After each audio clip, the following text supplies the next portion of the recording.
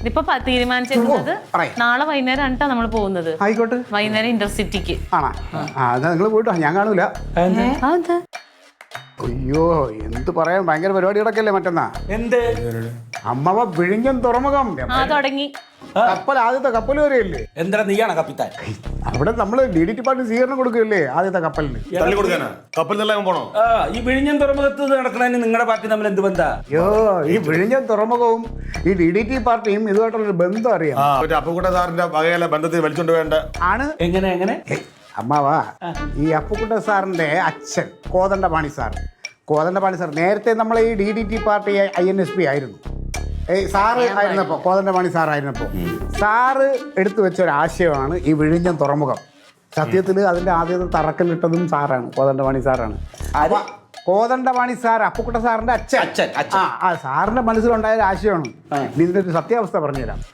ഈ അപ്പുക്കുട്ട സാറിന്റെ അച്ഛൻ കോദണ്ഡപാണി സാർ രാവിലെ നടക്കാനിറങ്ങും. ഈ കടപ്പുറത്ത് വഴിയാണ് നടക്കുന്നത്. അതായത് ഒരു ദിവസം അപ്പുക്കുട്ട സാറിനെയും കയ്യിൽ പിടിച്ച്, സാറിനന്ന് 7 വയസ്സോ 8 വയസ്സോ ഇങ്ങനെ തുറമുഖത്തൂടെ ഇങ്ങനെ നടക്കുക രാവിലെ. അപ്പോൾ അപ്പുക്കുട്ട സാറ് കടലാസ് വെള്ളം ഉണ്ടാക്കി ഈ കടലിൽ ഇങ്ങനെ വിട്ടു.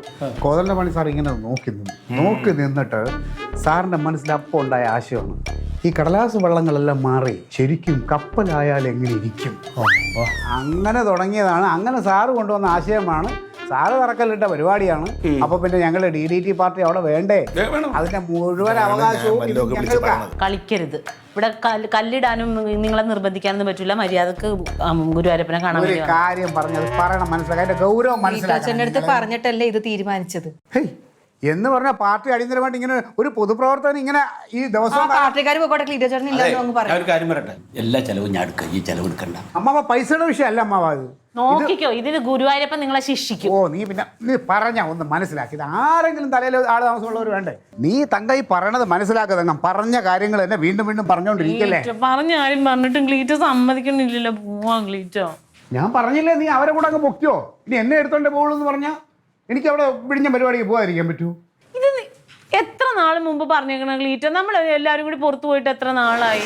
ക്ലീറ്റോന് വന്നാൽ എന്താ കുഴപ്പം? ഒരു വിഴിഞ്ഞം പദ്ധതി പുറത്ത് നമുക്ക് പിന്നെയും പോവാം. ഈ വന്ന കപ്പൽ അവിടെ നിൽക്കില്ല, അത് അതിന്റെ വഴി നോക്കി പോവും. നിങ്ങൾ എന്ത് കാര്യത്തിന് പോണതാ? അവിടെ ഭരിക്കണ ആൾക്കാരും പ്രതിപക്ഷവും എല്ലാവരും നിൽപ്പുണ്ടാവും. നിങ്ങൾ ആ പുറകിൽ പോയി നിന്നിട്ട് എന്തുണ്ടാക്കാനാ നിങ്ങൾ? വേണമെങ്കിൽ ഇപ്പൊ എനിക്ക് ആര് പുറകെ നിൽക്കും?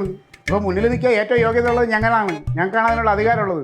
ഞങ്ങൾ ഏറ്റവും ഫ്രണ്ടിലുണ്ടാവും, കപ്പലിനെ സ്വീകരിക്കും. അവിടെ നിന്നോട്ട് ഞങ്ങൾ അപ്പുക്കുട്ട സാറിന് ജയ് വിളിക്കും, കോദണ്ഡപാണി സാറിന് ജയ് വിളിക്കും, DDT പാർട്ടിക്ക് ജയ് വിളിക്കും. അതിലൂടെ ദേശീയ ചാനലെല്ലാം ഉണ്ട്, ജനശ്രദ്ധ പിടിച്ചു പറ്റി ഞങ്ങൾ ദേശീയ തലത്തിൽ ഈ പാർട്ടി ഒന്നുകൂടെ ഒരു പടിയൂടെ കയറാൻ പോവുകയാണ്.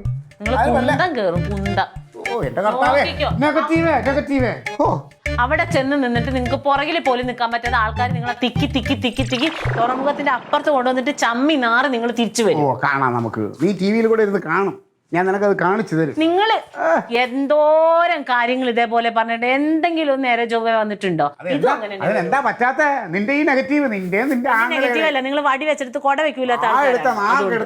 എന്തിനാ എതിര് പറയണത്? ഒരു നല്ല കാര്യം